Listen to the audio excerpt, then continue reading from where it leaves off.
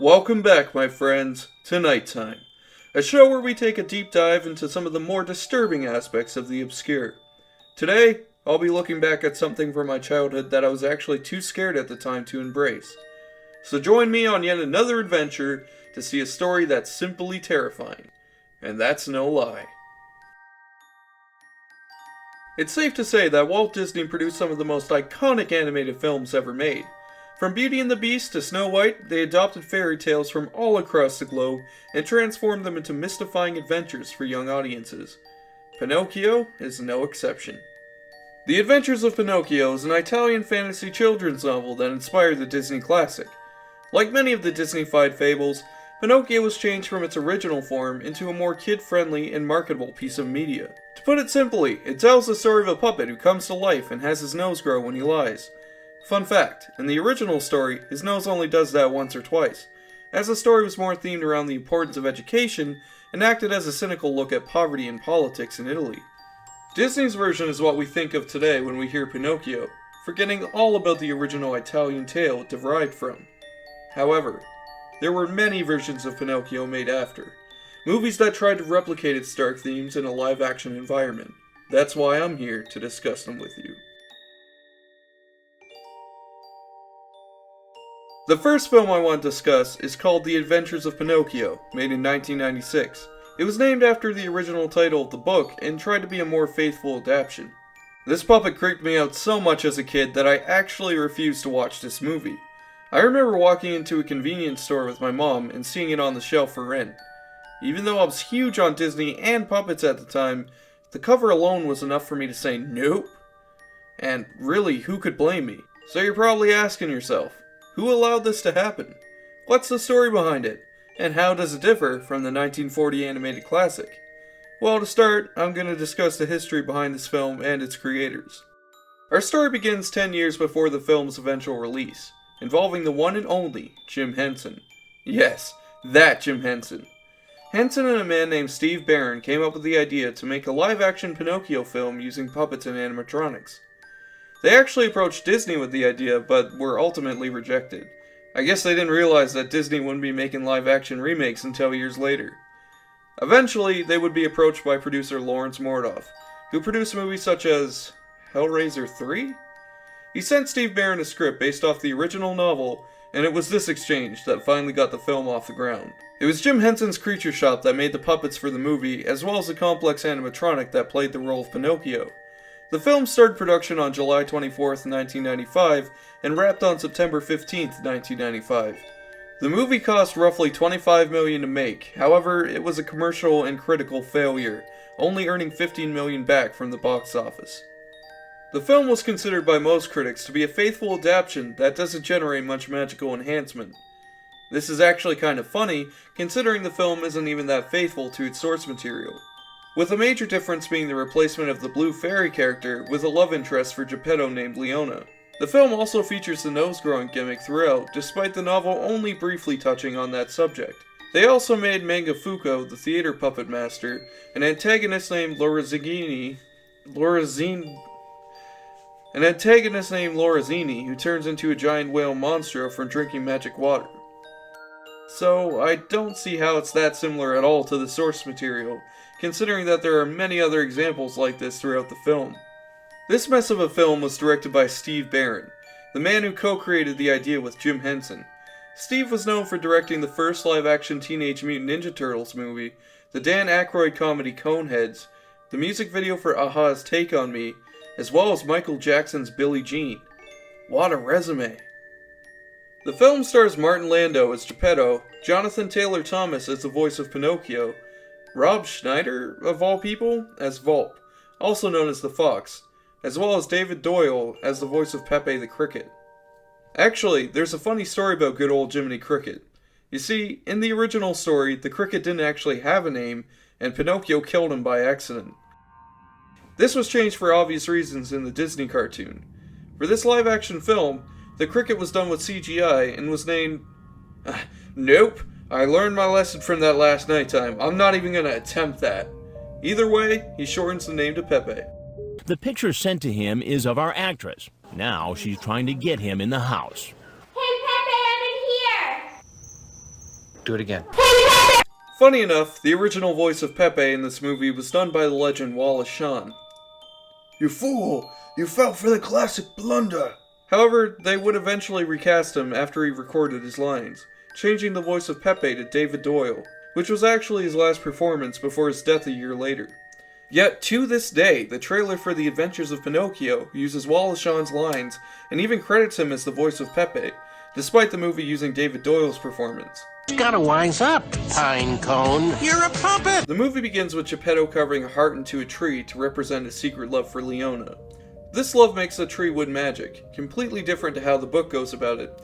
In the original story of Pinocchio, the magic log just kinda shows up at the house of one of Geppetto's friends.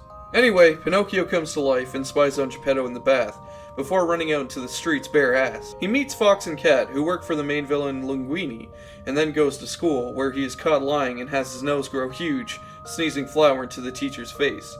Pinocchio gets kicked out of class and then destroys a bakery, which gets Geppetto arrested.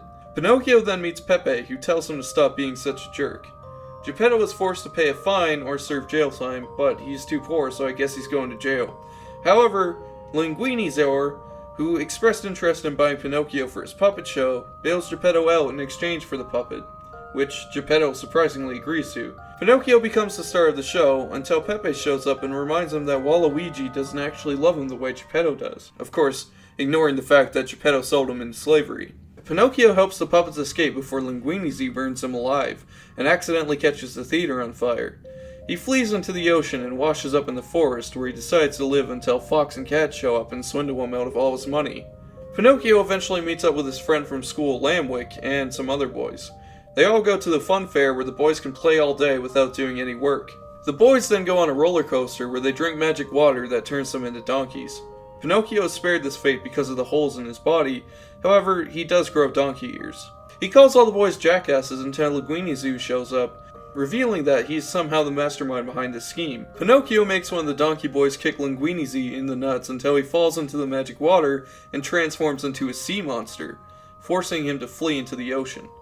Pinocchio and Pepe go out to sea where they are eaten by the sea monster Linguini bowl, and somehow manage to run into Geppetto, who conveniently got swallowed just before they arrived. Pinocchio uses his nose to open a path inside, making Linguini whale choke and allowing them to escape. This reunion is so heartfelt that the power of love turns Pinocchio into a real boy. The group then return home, where Pinocchio finds Cat and Fox and tricks them into drinking the magic water. This turns them into a real Cat and Fox, where they then get abducted by a farmer. The movie ends with Geppetto marrying Leona, and Pinocchio brings Geppetto a piece of wood so that he can simp for a wooden girlfriend. Now, this is indeed a strange and unsettling film, mostly due to the puppets used, but what's even stranger is the fact that it actually got a sequel. Yes, many may not know this, but the film got a sequel.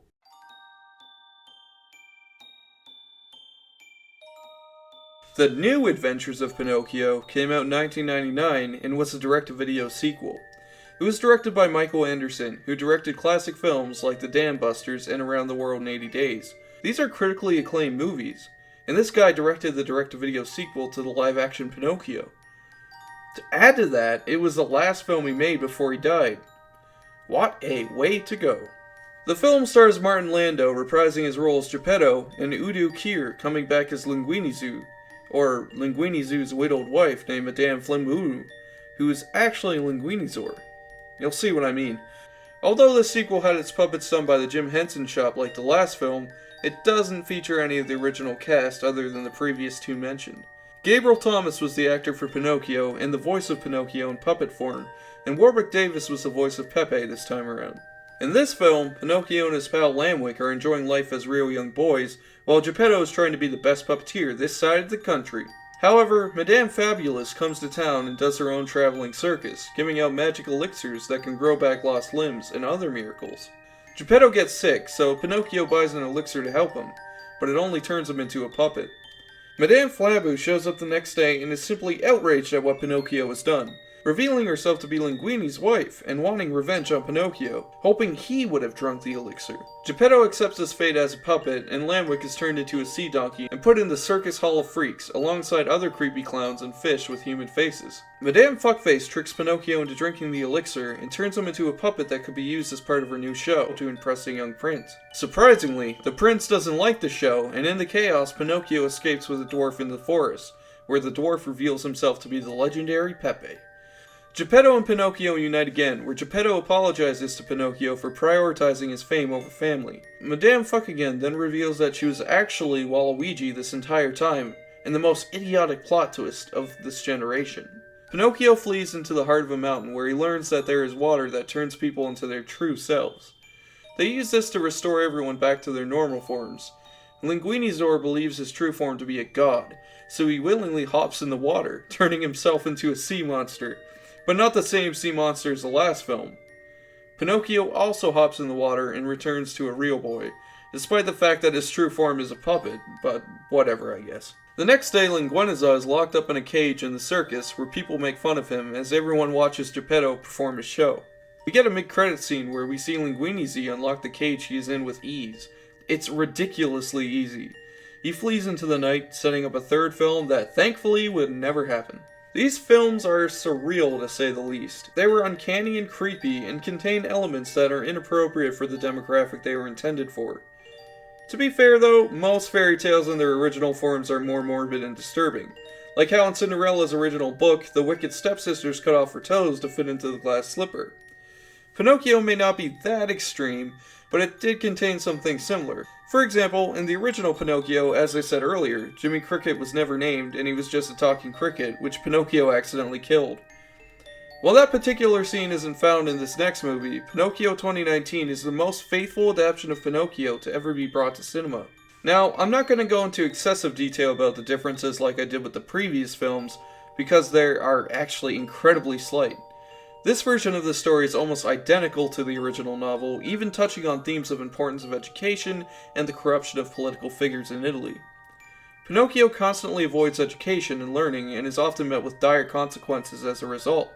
And even when he isn't, he doesn't have the education to avoid obvious tricks, like how the cat and fox swindle him out of his money. Pinocchio also goes to court to talk about this robbery and is found guilty of being innocent, for anyone innocent in that city is sentenced to jail time. This film is beautifully shot and has amazing yet creepy special effects, specifically for the Cricket Man himself. In fact, all the animal-human hybrid in this are downright terrifying. Look at this tuna! Tell me it isn't nightmare fuel. You tell me that. But all in all, it is a pretty interesting film, as long as you can just jive with the subtitles. As funny as it may seem, adapting this children's media to live action seems to have a really creepy effect, and has created some truly horrifying creatures. Maybe some things are just better left in 2D, but still, I'm sure we'll all be discussing how awful the new Disney remake is in a couple of months. Until then, this is PJ John, signing off. Sleep tight, everyone.